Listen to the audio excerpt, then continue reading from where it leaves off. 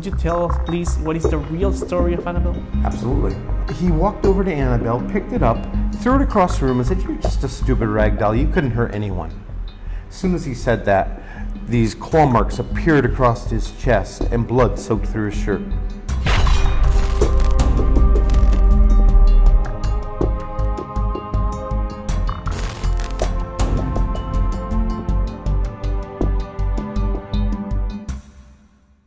So, chicos, ¿qué tal? ¿Cómo están? Hoy estamos en una ocasión especial. Tenemos un video bastante distinto a lo que estamos acostumbrados. Hoy estamos con Chris McKinnell. Hi, Chris. How you doing? Muy bien, gracias. Very happy to have you. So, you're here in Peru for quite some days. So, could you please introduce for the people that don't know you, and who is Chris McKinnell, and what is the Warren Legacy Foundation? Sí. Y perdóname, pero mi español no es suficiente para enseñar a la gente contra lo paranormal. Es necesario uso mi inglés. That's totally okay. Okay. My name is Chris McKinnell, and I am the director of the Warren Legacy Foundation for Paranormal Research. We carry on the work of my grandparents, Ed and Lorraine Warren, which everybody knows from El Conjuro y Annabelle. I've been doing this work now for 42 years. My grandparents started working in the 1940s, so we've been doing this for almost 80 years. Wow. Right, so you are the only grandson of the Warrens. Yes. So it is inevitable not to talk about them. So we know Ed and Lorraine as the investigators, but we never knew them as a person. So how were they like as a person? What is the most memorable moment that you recall from them? Oh, the holidays. Always the holidays. Okay. My grandmother, I think she started buying Christmas gifts 2 years before each Christmas. And when she would come to the house, she would bring 25 gifts for each of us. It was like just piles and piles. She was the true Santa Claus. My grandfather, he was a joker. He liked to scare people. In the basement of their house, he had set up something he called the Halloween room. Oh, okay. And I remember being 4 years old and going down this incredibly narrow staircase into this dark, ugly little basement. And he'd have bats, plastic bats dropping on my head and anything to terrify me. As if the museum wasn't bad enough, you know. I know. I remember I was 2 years old. All right, probably 3 years old. And one night I went out there to see my grandfather, and my sister, who was a year younger than me, 2 years old, she locked me in the museum. And I look around and I see all of this stuff, and I'm like screaming my head off. And my grandfather, luckily, he was in the office in the back room, and he came running immediately and saved me. But yeah, that I remember as well. My grandfather, he could be impatient as well.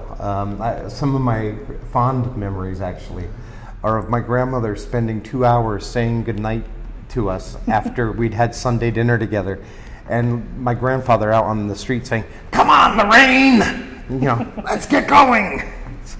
He was ready to go, and she could take forever. And she had this ability to completely ignore my grandfather. It's like, "Okay, honey," and then just keep going. It was very polite. Oh yeah, always sweet, always sweet. Okay, so when we picture them as investigators, we know them as fearless and very brave. So where do you think they took all this strength to face these kind of supernatural situations? In my grandmother's case, it was faith. It was always faith. But my grandfather, that was different. He grew up in a haunted house. And when he was a young boy, he would see the landlady who used to live there in the hallway. And the family did not believe in the paranormal. And then one day he saw this other woman sitting on his bed, and he was actually conversing with her. And he told his father about it, and his father knew who that was. It was his sister who had died. Oh. And so that's when they started to believe. But that started getting my grandfather fascinated by the paranormal. When he was 16, it was World War II, and he tried to join the Marines. Okay. And as soon as my great-grandfather found out, he ran down and pulled him right out. Oh. But when he was 17, he did join the Navy, and he went to war. And I think that shaped his fearlessness, really. I mean, I remember on our very first case, it was a poltergeist case. It was right out of Hollywood. I mean, the walls were pounding. There was clawing going on inside the walls. You'd hear growling. Two hulking black shapes came down the stairs and confronted us in the dark, and you could still see them in the dark. And there was and the woman in the house screamed. Their face was on fire. All right. And 3 claw marks appeared, and blood dripped down on her chest. And then a pot that had Holy Church incense in it flew out of the kitchen, around the corner, and straight at my head. And just missed me. It hit the window behind me. The amazing thing is, the pot was crushed. What? And the window did not break. That's impossible. Yeah, that's physically impossible. Yeah. So the woman wanted to get out of the house. She's screaming. And I'm like, yeah, I'm going to help you. I'm 16 years old. I'm like, yeah, let's go. And what's your first case? Yes. I've been afraid of the dark my whole life up until that point. Okay. And I ran to the front door, and the door would not open. And then the lights are going on and off. And the chair I'd just been sitting in starts tumbling across the room toward me. And then the door opened. She and I got out. And my grandfather sat there in the dark with all of this going on, calm as could be. He truly was absolutely fearless. Wow. Yeah, unbelievably. All right. And did you remember any kind of situation in which they might have said, I can handle this, we can help you with this case, we quit this case? Do you remember any kind of? Not really. But one thing I've learned is 50% of their cases they did not solve. And often that was because the families were not willing to make the changes necessary to solve the case. There's always an underlying reason why one person is vulnerable and another person's not. And if we don't deal with that underlying problem, then the paranormal isn't going to go away. If you're using drugs and you're opening your third eye up using drugs, well, if you keep doing that, you're going to keep attracting things to you. So stop doing that. Yeah, so we have to work on that as well. They never wanted to give up, but you know, sometimes they didn't succeed. So I know that many people said that living with the Warrens is like living with the objects of the Warren Museum as well. So do you remember any anecdote with the object itself, or maybe with the museum itself? Well, yeah, but first I want to make something clear to people, because everybody wants to go see this thing. Yeah. I know it's not open to the public. it's not open, I know. You know, and I think the worst part of the legacy of my grandparents is that they ever called it a museum, because everybody wants to collect paranormal items. And that's incredibly dangerous. We're talking about energies here that have influenced people in negative ways, have killed people, or just caused horrific hauntings. And I don't recommend going out and collecting these items. There are items in there from cases of mine. Like I said, I've done this 42 years. Yeah. And there are a lot of things in there that are dangerous. It's more of a prison than it is a museum. It's a place to protect the public from those energies. People ask me, you know, well, why don't you just burn them? Well, because right now, those energies are anchored to physical items.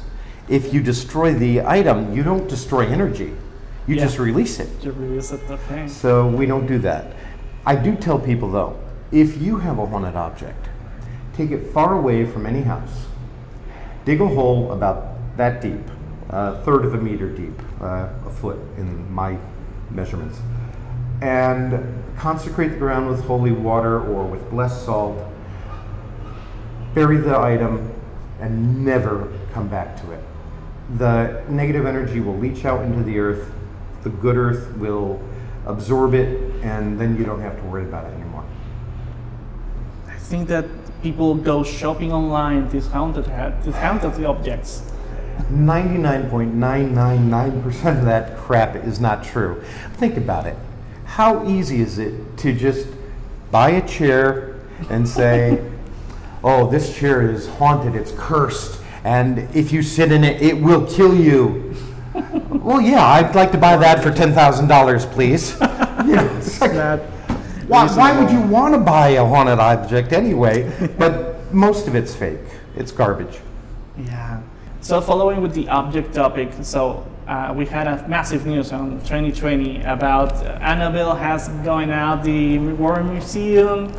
I know this was a misunderstanding. It caused me so much frustration for about 6 months. I was in Brazil at the time, and everybody in South America went insane. Yeah. And just, oh my God, is it coming to my town? It's like, it's still in the museum. Yeah. There's nothing to worry about. But I know that the doll has often going out to conference investigations and exhibitions. I do remember watching this TV show, Ghost Adventures, in which they take out the doll into a briefcase and then take out. How secure is that? It isn't. It's an incredibly dumb thing to do, and I don't agree with it at all. But Annabelle doesn't belong to me. It belongs to my mother and her husband, and they have a different viewpoint on it. For them, this is how they're surviving in their retirement, you know. And I don't agree with it. I don't think my grandfather would agree with it. I certainly know that he never took it out. It stayed in that box. Once they figured out how to contain the energies, that was where it stayed. Now I see them putting on oven mitts to hold Annabelle. That's not protecting you from the energy. Your aura is still interacting with the doll. That doesn't make any sense to me. Yeah. Yeah. And as for that program, Ghost Adventures, you watched, if anybody did 1/10 of the crap that they show on that television show, you'd get yourself killed. Yeah. You know, I don't like paranormal programs. I don't watch them. I couldn't tell you, other than the guy that's the star of Ghost Adventures, I couldn't tell you the name of another celebrity that deals with the paranormal. I just don't follow that stuff. It's not interesting. They treat that as entertainment. Right. Yeah. The Warren Legacy Foundation is dedicated to helping people anonymously and for free. And we've got people all over the world. That's the reason I'm in Peru. I'm here to find good teams and also to help people who need the help. Tomorrow I'm going to be working on a case here in Lima. As far as I can tell, it seems to just be a normal ghost. It shouldn't be anything too dangerous, but the family is terrified. So we're going to go in and figure out what it is and see what we can do to help them. But my job, as far as I'm concerned, is to minimize fear first. Yeah. You know, your fear can feed something perfectly harmless and turn it into something harmful because you're manifesting your fears. The energy's there. What you do with that energy is really up to you. Remember I talked about these underlying issues that make a person vulnerable.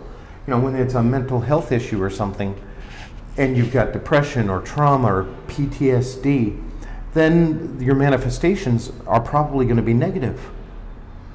And so that's a real issue.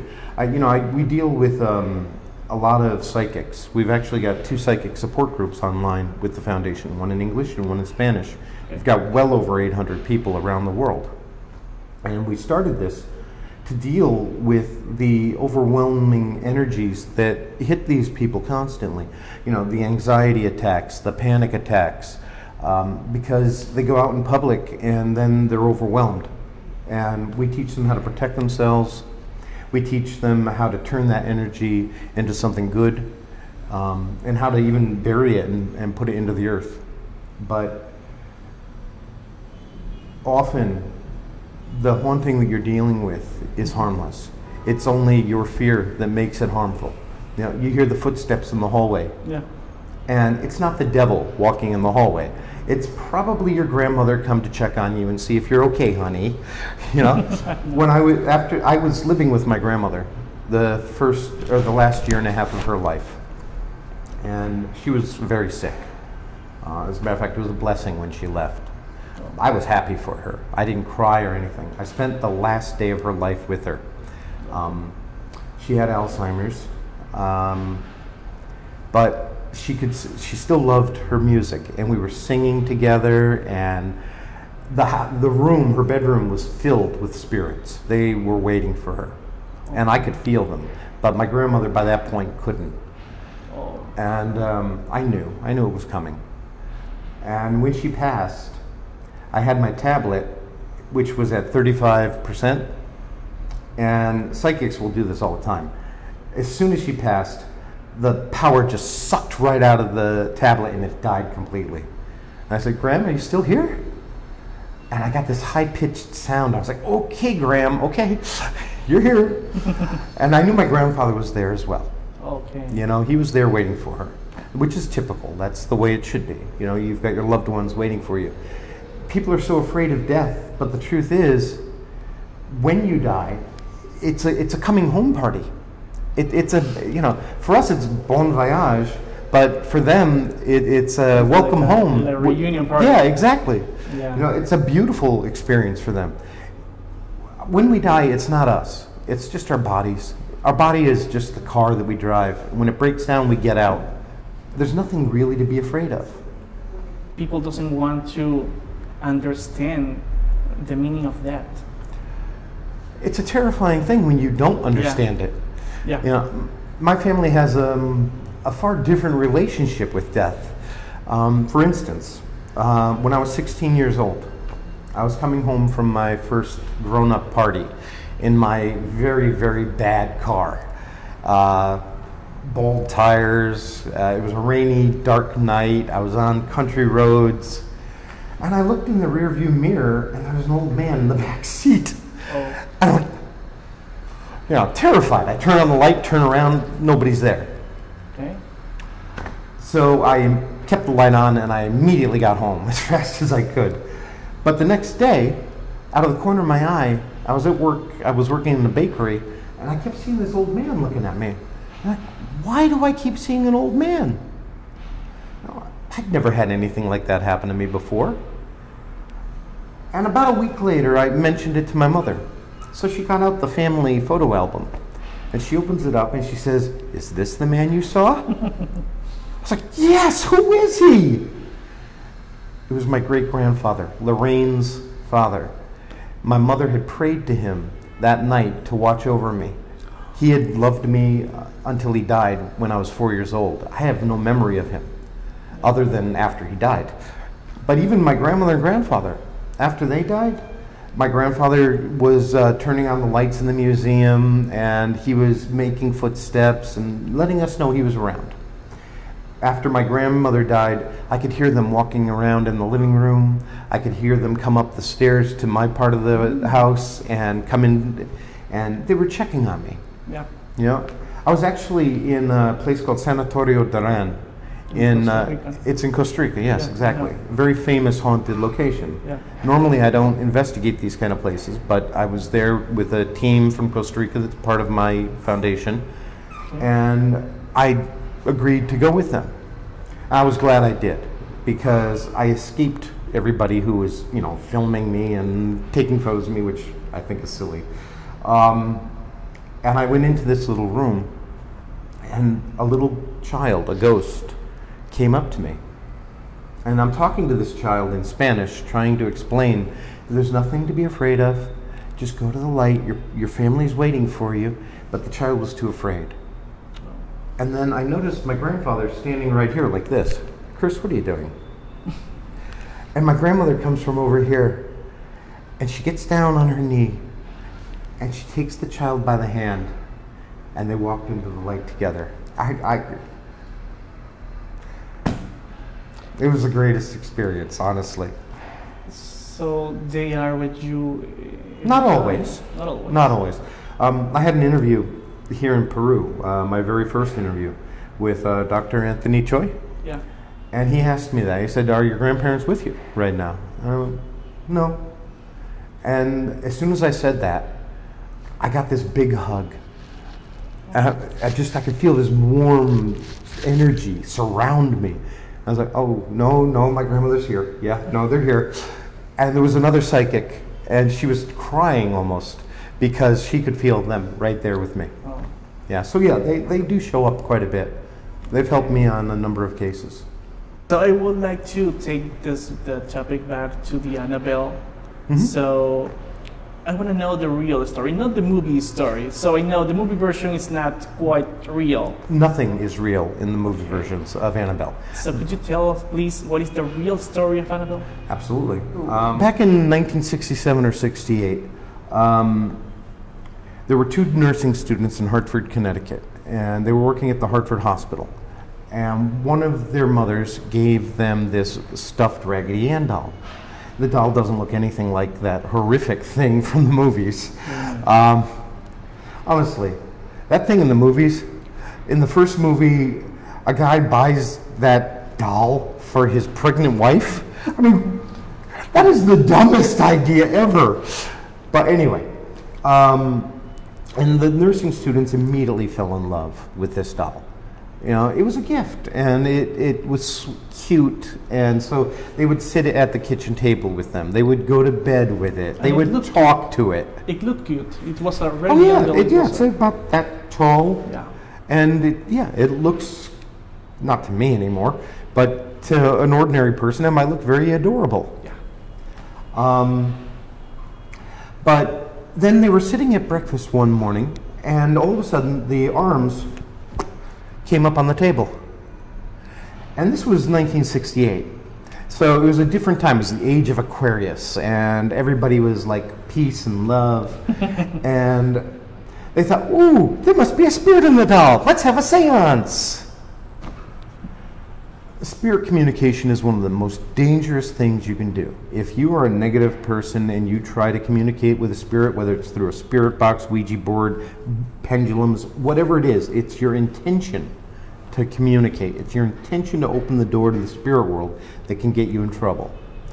They brought in a medium, and the medium was fed this story. And she came up with the idea that this was a little girl named Annabelle who had been killed in front of the house and was just looking for a family to love her. You'll see elements of that fake story in that Annabelle Origins movie. Yeah, but that's all based on lies that were told to the medium. I tell people, never trust a psychic, ever, without evidence. I'm a psychic. My grandmother was a mutant. I mean, she was like an X-Man kind of psychic, you know? But even she couldn't read people she loved. And if she had an emotional investment, then her feelings were not as accurate. The best psychic in the world only right 70% of the time, which is an amazing percentage. Yeah. But it certainly isn't something you should change your entire life because a psychic told you something. Yeah. Especially if they're telling you it's a demon. Never believe that crap. So the nurses, being nursing students and young, they had immediate compassion for this child. And they bought it a bracelet, and they would take it to bed more with them, and they would talk to it, and they were putting all of their energy into that doll. So they started to treat the doll as a child. Yes, exactly. But because of the psychic. Yes, exactly. And then things started to change because they would come home at night and they'd leave Annabelle on the bed, and then Annabelle would be standing at the door waiting for them. Now, it's a rag doll. It doesn't stand, but it would be standing right at the door. Or, you know, it would be in a different part of the house, or it would be moving its arms differently. And they started to get creeped out. They started finding parchment paper, which is an old form of paper that they didn't own, with messages in crayon. And they didn't own crayons either, saying things like, "Wanna play? Miss me?" And they really started to get afraid. So one Sunday afternoon, one of the nurse's boyfriends was sleeping on the couch. And he woke up quickly and he said, I just had a dream that Annabelle was on top of me, choking me to death. And he walked over to Annabelle, picked it up, threw it across the room and said, you're just a stupid rag doll, you couldn't hurt anyone. As soon as he said that, these claw marks appeared across his chest and blood soaked through his shirt.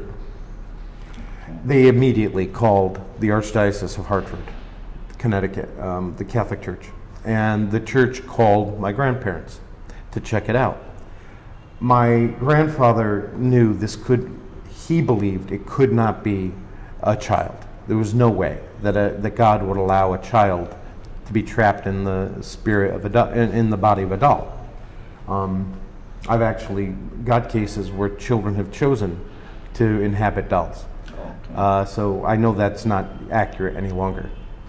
But my grandmother picked up on this negative energy, and the way she interpreted it was, this is a demon. I don't agree. It's not a demon, in my opinion.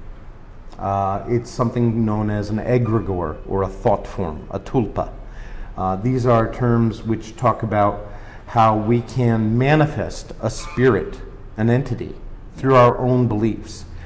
If you think about my story and what I said, it started out innocently, but as soon as the nurses became afraid, then the energy turned negative. Starting to shape. Yeah, they shaped it.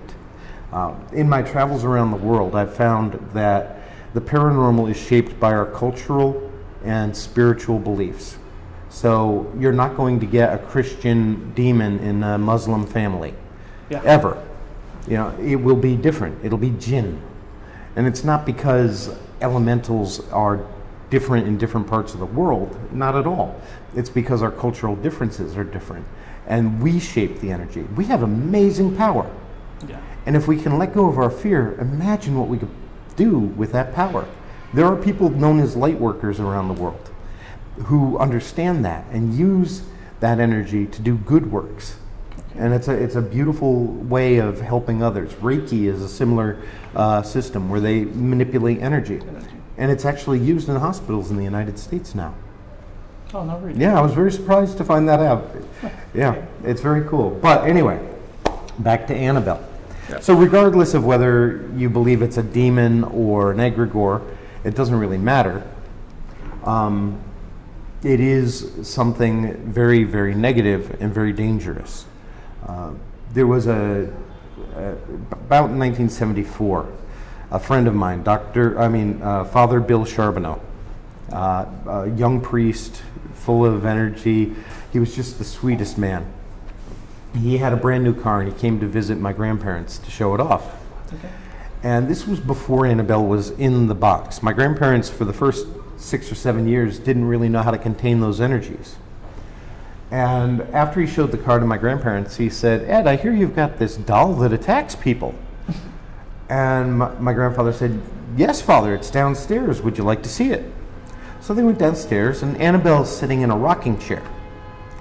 And Father Bill walks right up to Annabelle, picks it up, just like that young man I talked about, throws it across the room, and says, God is stronger than the devil.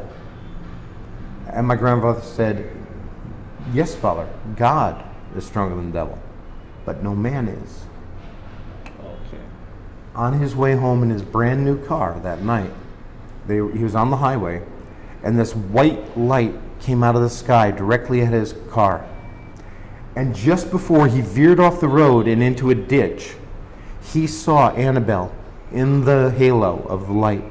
The car was ripped in half and absolutely destroyed, and Father Bill had his leg broken. He was lucky to be alive. Okay.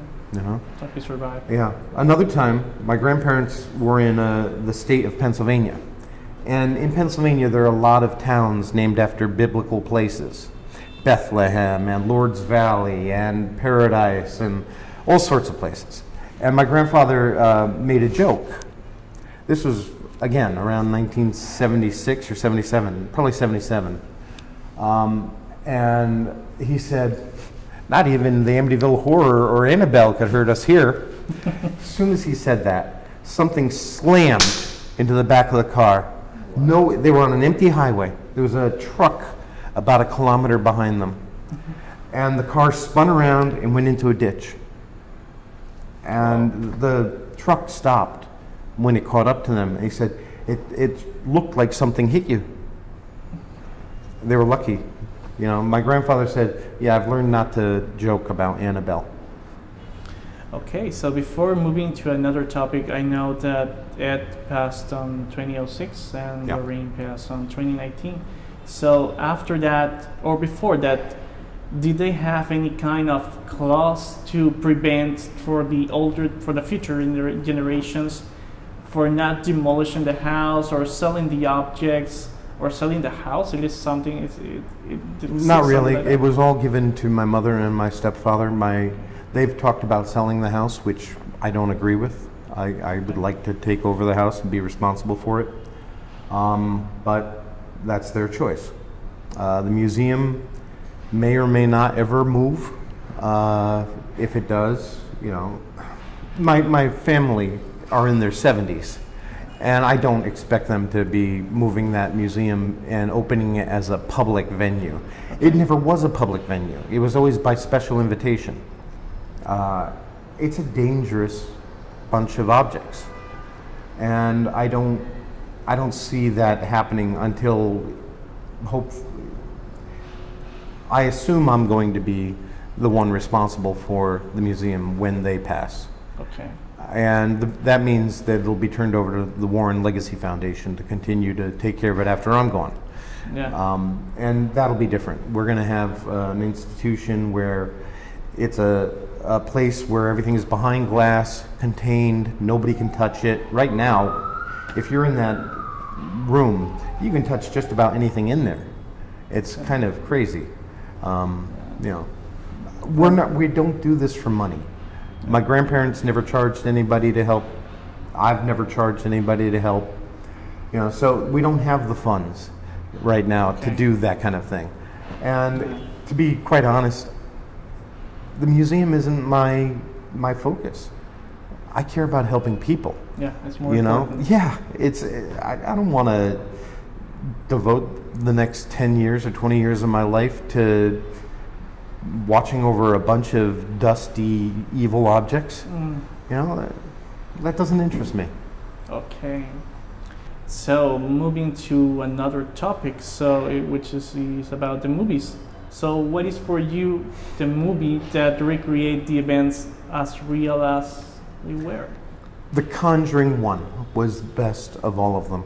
Okay. But even that, they show my grandfather doing an exorcism. My grandfather did not believe he could do an exorcism. He was a Catholic. Okay. And for him, even though he would work with Buddhist monks and anybody else, because all religions have exorcism rites, he didn't think he was holy enough to do that. And I agree with him. He certainly was not a holy man. You know, he was not a deeply spiritual man. He was a very earthly man. My grandmother was deeply spiritual, and when she said prayers for someone, they really had an impact. But the others, not so good. Conjuring 2, for instance. Amityville was a real case. Enfield, England was a real case. But there was no Valak. There's no nun monster. No, that was created by James Wan. Yeah, it was you know, and the third one was actually caused by a Ouija board. It wasn't caused by some secret satanic witch in the basement of some house. That wasn't real at all. Yeah. Although I will say my favorite moment in all of the movies was in The Conjuring 3. All right. Okay. Yeah. Why? It's the very last scene. My grandmother always wanted this gazebo, an outside pavilion at the house. Yeah. And my grandfather had it built, and he surprised her with it. It's still there today. Oh, and it made me cry. Real. Yeah, Oh, it made me cry. That was real. As a matter of fact, in Conjuring 3, at the very beginning, my grandfather has a heart attack during an exorcism. Yeah. That actually did happen, but it didn't happen in that exorcism. It happened in an exorcism that I was at, which was the Maurice Theriault case, which is Frenchie from The Nun. Yeah. I know that case. The Nun, that movie is absolutely fake. Yeah. There's nothing true about it except for one thing, the credits. In the credits, they show the actual exorcism of Maurice Theriault. Okay. And just before that took place, and I'll never forget this, my grandfather starts complaining that he doesn't feel good, his stomach's wrong. And my grandmother says, well, Ed, have a banana, you're probably low on potassium. Okay. See, even the best psychic isn't always right. But the next morning, he was in the hospital having had a massive coronary. Okay. Okay. We had watched some YouTubers that have taken their spirit boxes to your grandparents' grave and have that an interview. Yeah. And for us, that we are paranormal investigators as well, so we know that there's barely impossible to do such thing. So we spent hours and hours trying to look some evidence, and they are having an actual conversation. It's something that it bothers you? Completely. But I've learned that when I tried to tell people that this isn't true, their fans get so upset with me and think that I'm lying. And it doesn't help. I wish it did. There's one guy out there, he's a complete fraud. And it's been proven over and over and over again that this guy is Steve something, I don't even remember. But he did this with my mother, or my grandmother, and then with my grandfather as well. As soon as they died, he takes clips of audio, and then he'll either run it backward so you still hear their voices. Of actual conversations? Yes, of taped conversations. He does this with lots of celebrities. And then he sells his spirit boxes for $2,000, $4,000. What? You know, he's a complete fraud. They all are.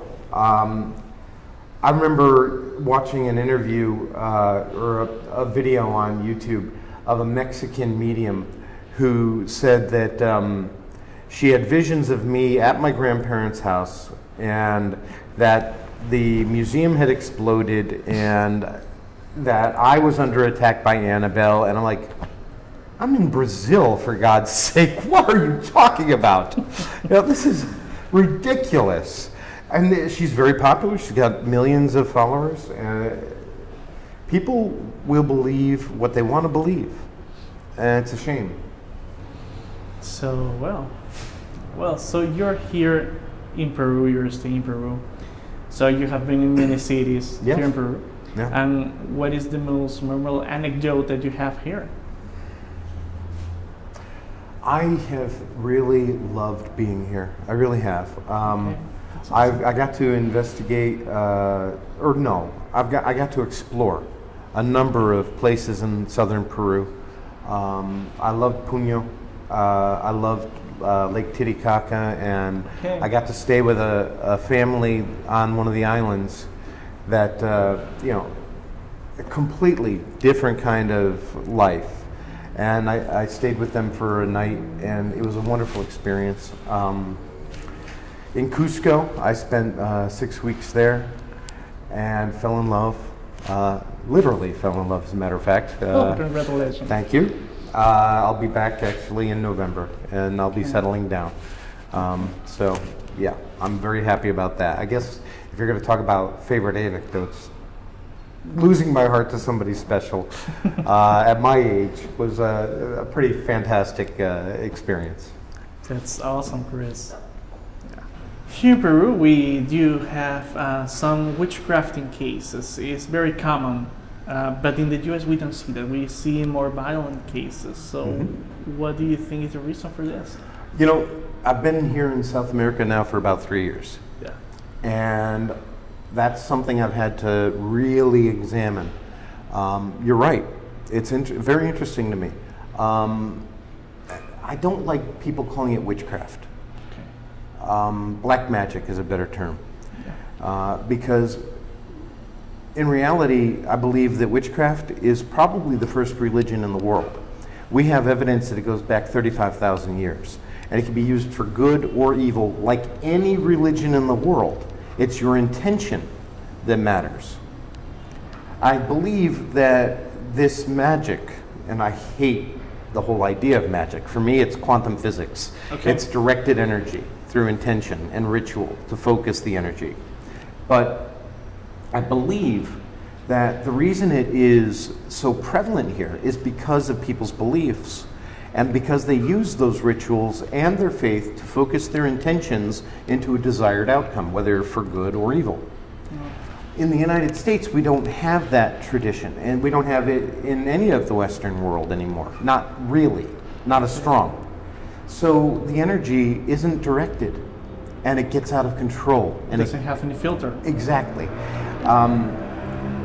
Because the energy is directed here, you get very focused consequences. Okay. And because it isn't directed, you get poltergeist phenomena and other over-the-top phenomena in the Western world. Okay. That's a theory. Yeah, I know. And it's important that people understand I'm not an expert. No one is. If somebody's telling you they're an expert, they're either fooling themselves or they're lying to you. You know, we are just at the beginning of understanding this. I don't think we're going to unlock the idea of magic or even the paranormal in general, truly understand it, until we have the unified field theory in physics, yeah, which is where we take quantum physics and Newtonian physics. Right now, there's a giant space between those two theories, yeah, and we don't understand it. When we have the unified field theory, I believe that will start to unlock these interactions, like spooky action at a distance. They're just, it's an amazing phenomena, and I have seen it on the physical plane as well as the atomic plane. Okay. But science, because we cannot replicate the phenomena that we witness, science doesn't take us seriously yet. We don't have the tools necessary to replicate these things. So right now, my focus is only on helping others. Okay, so according to that, I know you're here because of work. Yep. And following with that, what are the future plans for the Warren Legacy Foundation? Well, we're doing an awful lot, actually. We're expanding our mission of education around the world and, of course, helping people. As I mentioned, I'll be working on a case tomorrow here in Lima. Yeah. But I've got dedicated people all over the world who are out there offering their services for free and doing everything they can to help the families in need. If anybody needs help, please contact us at www.warrenlegacyfoundation.com or warrenfiles.com. Both work. There's a Google form on there in both English and in Spanish. Fill it out and we'll get started on helping you as quickly as we possibly can. You can also go to the Warren Files on YouTube. We have over 90 videos on there with experts from around the world who share their expertise, and we do it without the melodrama. We give you real information. Now, you're not going to learn to be a paranormal investigator by going to these places. That would be like watching a medical drama on television and thinking you should go out and practice surgery. We're working on classes that we're going to be teaching online. As a matter of fact, I teach a class online for Truckee College in Nevada. That'll be coming up next month. It's only a 4-hour course, but it's really intensive. We get deeply into my grandparents' work and the real theories behind the paranormal so that you can start to understand what's out there. Don't believe the crap you see on YouTube from all of these people or the Instagram or TikTok videos. Most of that stuff's faked. And my other problem with it is many teams will go in, stir up problems, and then they'll leave the family after they've got their evidence. And they've terrorized the family, made things far worse, and the family then has to come find us. If you need us, we're here for you. Thank you. So this interview is now drawing to a close. So I want to ask you something very special. So at the end of last year, one of our oldest members, Javier, passed away. So it was very shocking to understand he will no longer be with us anymore. And about a month ago, Luis, one of our members, lost his grandmother. And about a week ago, Fiorella lost his grandfather. So maybe people are now watching us and is passing through a grief. So what would Chris McKinnell tell someone that is passing through this loss of a family member or a friend, especially during this pandemic? Absolutely, absolutely. I'd like to talk to you about that. The first thing you need to understand, people often talk about their faith and losing faith when they lose a loved one. Well, if you lose your faith because somebody dies, then it wasn't faith. Faith, it was just a happy fantasy you told yourself to keep you going. Everybody is going to die. Without death, life has no meaning. It has no immediacy. Can you imagine living forever? You could walk away from someone for 1 billion years, and you know they're going to be okay. You know they're going to be there. You could ignore anybody on the street because they're fine. They're not going to die. Death teaches us compassion. It teaches us to love now, because without death, then we don't have a reason to care. Why should we? We can do whatever we want. We don't have to work. We don't have to eat. We don't have to do anything. You want to swim to the bottom of the ocean? Go ahead. But you would lose any connection with anybody else. As I've said many times, when you die, it's just your body. It's not you. It's just the vehicle for your soul. You are an eternal being, and you're living a human experience so that you can get closer to God.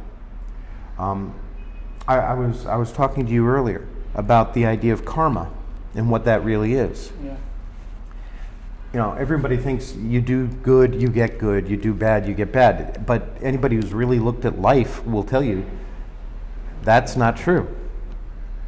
You know, the truth is, karma is about the connections you make in life. It's about the things you can't let go of. And we're here to learn to love unconditionally. We're here to learn compassion and empathy for everyone. If we just followed that one rule of every religion, you know, love others as you wish to be treated yourself, imagine how much better the world would be and how much more spiritual growth we would have. You know? So, yes, death can be hard for us. But that's for us. It's our grief. It's our selfishness at losing that person. For them, it's a coming home party. You know? It's like, oh, my pain is gone. I'm happy. I'm with people who love me. And the truth is, they can come back anytime they want to watch you and check on you and make sure you're okay. Most of us are not sensitive enough to be able to feel them. But they're there. And you know, they're going to be there for holidays. They're going to be there for birthdays and weddings and funerals and births, because we remember them then. And there's something called the law of attraction, law of recognition, where when you are thinking about them, you're calling to them. So they're never really gone. You don't really lose them. You're just missing them and their presence. But again, that's a lesson for you for the next person you love. Don't let them go without telling them you love them. Spend that time with them now. Don't wait until they're gone to miss them. It was quite beautiful. Thank you, Chris, for that. And it was a very interesting interview. So I appreciate your time for doing this interview. Thank you very much. And I wish you the best of you on your journey. Thank you, Chris. Thank you. God bless you. And God bless you all.